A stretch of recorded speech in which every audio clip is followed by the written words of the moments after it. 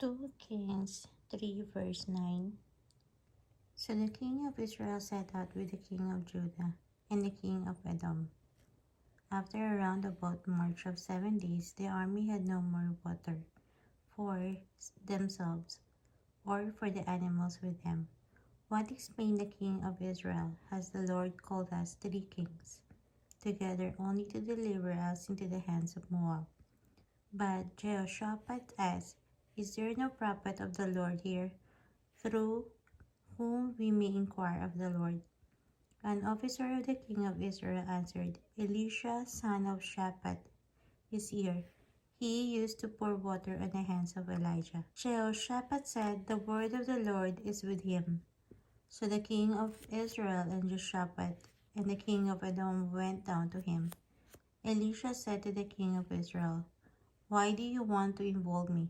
Go to the prophets of your father and the prophets of your mother. No, the king of Israel answered, because it was the Lord who called us 3 kings together to deliver us into the hands of Moab.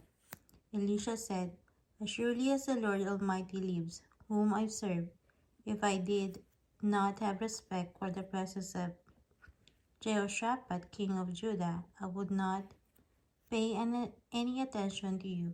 But now bring me a harpist. While the harpist was playing, the hand of the Lord came on Elisha, and he said, This is what the Lord says, I will fill this valley with pools of water, for this is what the Lord says, You will see neither wind nor rain, yet this valley will be filled with water, and you, your cattle, and your other animals will drink. This is an easy thing in the eyes of the Lord.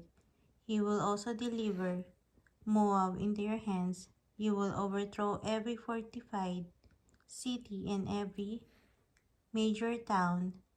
You will cut down every good tree, stop up all the springs, and ruin every good field with stones.